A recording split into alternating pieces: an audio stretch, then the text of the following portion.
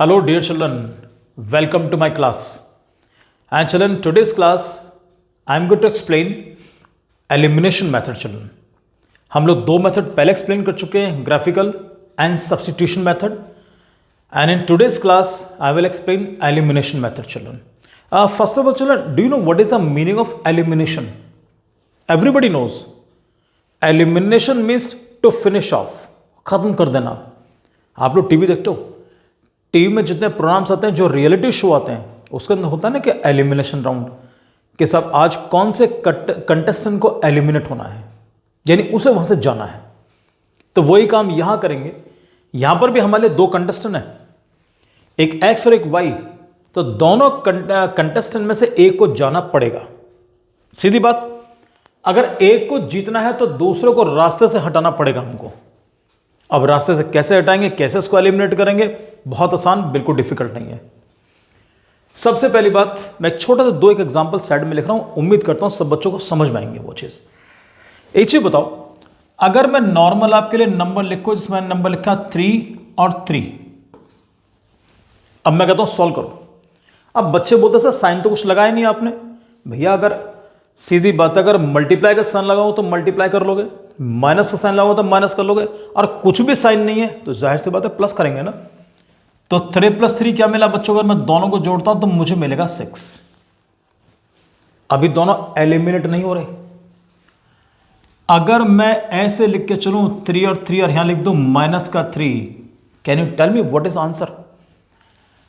3 - 3 क्या बचा? 0. हम लोग याद करें जब डिवीजन करते थे तो डिवीजन के अंदर पहला टर्म हमेशा हमारा माइनस हुआ करता था, वो वहां से गायब हो जाया करता था, वो भी वहां पर एलिमिनेट होता था बेटा. तो ऐसी एलिमिनेशन यहां पर करेंगे. जैसे अगर मैंने आपसे पूछा 2x और 5x, what should be your answer? सब बच्चे कूद के बताएंगे सर इट इज 7x. मैं जानता हूं, but if I right 8x और 8x, अगर मैंने ये पूछा आंसर क्या होगा, बोलेंगे 16x. लेकिन अगर मैं इसको कर दूं -8x, तो जानते हो व्हाट इज योर आंसर? दोनों कैंसिल, क्या बचा? 0.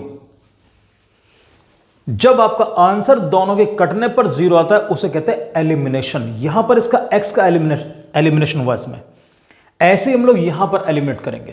तो आपने चीज महसूस की, टर्म्स कब कटेंगे? जब दोनों टर्म्स सेम होते हैं. डिफरेंट टर्म्स कभी नहीं कट सकते, ध्यान रखिए. चला चाहे प्लस हो चाहे माइनस हो. क्लियर? तो वही काम हम यहां करेंगे कि हम लोग या तो x या y दोनों में से जिसको भी एलिमिनेट करना है उसके कोफिशिएंट्स को बराबर करेंगे. हम कोफिशिएंट्स को इक्वल करेंगे. यहां पर चॉइस तुम्हारी कि आप किसको एलिमिनेट करना चाहेंगे. कोशिश करना जिसके कोफिशिएंट थोड़े छोटे हों उसे एलिमिनेट करना. तो फिलहाल एक काम करेंगे, मुझे लग रहा है अगर मैं y को एलिमिनेट करूं तो इसका कोफिशिएंट 5, इसका कोफिशिएंट 2, तो इसको हम एलिमिनेट करने की कोशिश करते हैं हम लोग. सेम कैसे करोगे अभी? ये 5 ये 2, तो बेस्ट ट्रिक क्या बनती है, अगर मैं 2 की मल्टीप्लाई 5 में करूं तो बताओ व्हाट इज 2 5 जा, आप बोलेंगे 10. फिर मैं अगर कहूं 5 की मल्टीप्लाई नीचे 2 में करो तो क्या आंसर मिलेगा? 5 2s are 10. तो दोनों में आपको आंसर मिला 10. तो ऊपर भी 10y बनेगा, नीचे भी 10y. आपका काम हो गया आराम से. आओ बच्चों, तो this is our first equation और ये बनेगी मेरी सेकेंड इक्वेशन. तो मालूम मल्टीप्लाई किससे करेंगे? यहां लिख के चलेंगे मल्टीप्लाई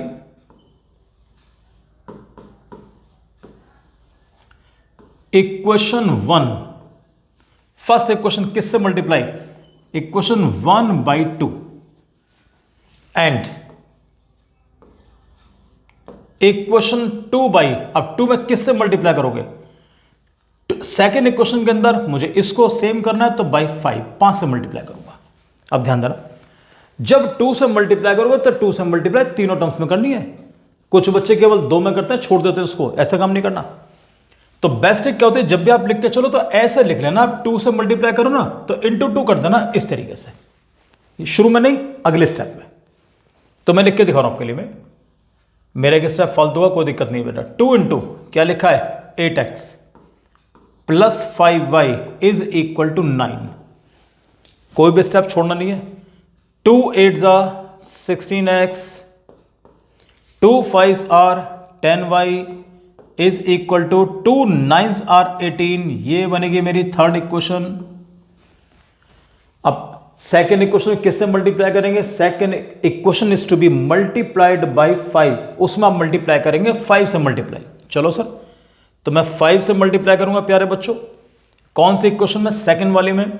तो सेकेंड इक्वेशन क्या लिखी है? 3x प्लस कितना y, 2y is equal to कितना बेटा? 4। चलो ब्रैकेट खोलते हैं। 5 3s आर 15x, 5 2 जा 10y और 5 4 जा 20। ये बनी मेरी इक्वेशन नंबर 4। यहां तक कोई दिक्कत नहीं। अब इसके बाद हम क्या करेंगे? इक्वेशन नंबर 3 और इक्वेशन 4 जैसे देखा, दोनों हमारी इक्वेशन में ये y का कोफिशिएंट बराबर हो गया है। ये +10, ये +10, क्या दोनों आपस में कट सकते हैं? बिल्कुल भी नहीं, क्योंकि ये प्लस का और ये प्लस का है तो कभी नहीं कटेंगे। अगर ये माइनस का हो जाए तो मेरा काम हो जाएगा। तो हम क्या करेंगे? इक्वेशन 3 में से इक्वेशन 4 को माइनस करेंगे या 4 में से 3 को माइनस करेंगे। राइट। अच्छा, कुछ लोग माइनस नहीं करते, कई बार मैं भी माइनस नहीं करता। तो हम लोग पता क्या करते हैं इसमें? या सिंपल वे, दोनों इक्वेशंस को लिख लो। ऑप्शन दोनों बताऊंगा कि अगर आप कोई बच्चा लिखता है कि सबट्रैक्ट इक्वेशन 3 फ्रॉम इक्वेशन 4, आप ऐसे भी लिख सकते हैं। I am sorry children, I am sorry, कोई ज्यादा नुकसान मेरा नहीं हुआ है। चलिए सर, तो इसको आप ऐसे भी लिख सकते हैं कि इक्वेशन 3 माइनस इक्वेशन 4, आप दोनों को माइनस कर दो। तो माइनस करने पे क्या लिख के चलेंगे हम लोग? 16x प्लस कितना? 10y इज इक्वल टू कितना बेटा? इट्स 18। लीजिए second equation 15x plus 10y is equal to कितना? इट्स 20। ये लो बेटा। अब माइनस करूंगा। सबको मालूम है कि जब माइनस करूंगा तो हम लोग साइन चेंज करते हैं। प्लस बनेगा माइनस और माइनस बनेगा प्लस। तो यहां मैं साइन चेंज करूंगा, ये बन गया माइनस, ये बन गया माइनस और ये बन गया मेरा माइनस। ये लीजिए, प्लस माइनस और माइनस प्लस। अच्छा, कोई बंदा का इसको नहीं भी लिख के चलता है तो क्या करेंगे? आप डायरेक्ट लिख लो। डायरेक्ट लिखने बाद दोनों को लिख दिया। आपको ये तो मालूम है कि दोनों प्लस प्लस कैंसिल नहीं हो सकते, तो इसका साइन चेंज कर दो। और अगर आप इसका साइन चेंज करेंगे तो आपको ये साइन भी चेंज करने पड़ेंगे। साइन तीनों टर्म्स के चेंज करेंगे। क्लियर? तो आपके सामने दोनों ऑप्शंस हैं, लेकिन आपके जो टीचर आपको इंस्ट्रक्शन दें उसे फॉलो करना बच्चों। क्लियर? मैं तो बोलता हूं दोनों ऑप्शन आपके लिए बिल्कुल फर्स्ट क्लास, जैसा मन करे वैसा करो। आओ जी, तो 16 माइनस 15, 16 में से 15 माइनस करूं, क्या बचेगा? 1। तो ये बचा x। अब ये मालूम है कि दिस इज कैंसिल आउट, खत्म। Is equal to what is 18 और -20, क्या बचा? इट्स -2। तो value of x I am getting -2। How will you get the value of y? y की वैल्यू कैसे निकालोगे? इस x की वैल्यू को किसी भी क्वेश्चन पुट करो, आइदर इन फर्स्ट और इन सेकंड, थर्ड और फोर्थ पे नहीं जाना। Put x is equal to -2 in which equation? In equation तुम्हारी चॉइस, फर्स्ट या सेकंड, कोई सी भी। सेकंड छोटी सी है, सेकंड में कर लेते हैं। लो जी, पहले सेकंड इक्वेशन लिखना जरूर।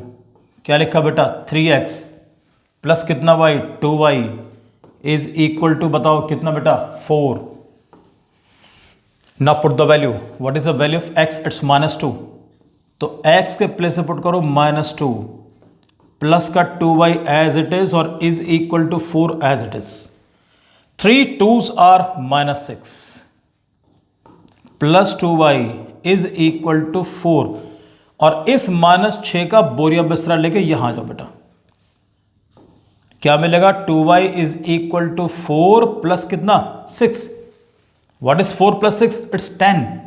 तो 2y इज इक्वल टू 10। तो ये बताओ y का आंसर क्या मिला? y की वैल्यू क्या मिली बच्चों? तो y इज इक्वल टू 10/2। कई बार बच्चों को मैंने बड़ा बेरहम तरीके सॉल्व करते हुए देखा है, वो 2 को नीचे लेकर नहीं आते, वो 2 को माइनस कर लेते हैं। तो बोलते हैं y is equal to 10 - 2। Sir I am getting my answer 8। Please ऐसी गलती नहीं करेंगे आप लोग। तो y इज इक्वल टू बच्चों कैंसिल करो, 2 5s आर 10। तो y इज इक्वल टू क्या मिल गया? 5। और लास्ट में फाइनल आंसर जरूर लिखकर चलोगे। Therefore x is equal to कितना? x is equal to it's -2 बेटा। और y is equal to it's 5। ये आपका बनेगा फाइनल आंसर। भाई तुम्हें कैसे मालूम तुम्हारा answer x is equal to -2 और y इज इक्वल टू 5 आ रहा है? क्या आपने चेक किया? नहीं करा तो चेक कर लो। कैसे? x और y दोनों वैल्यूज को यहां क्वेश्चन पुट करो। x की वैल्यू -2, तो 8 इंटू -2 कितना मिलेगा? इट शुड बी, जब मैं 8 इंटू -2 करूंगा प्लस 5y, बच्चों 5 इंटू वाई, और y की वैल्यू क्या निकाली मैंने? 5, तो यानी दो 5 इंटू 5, 8 2s आर 16, 5 5 जा 25।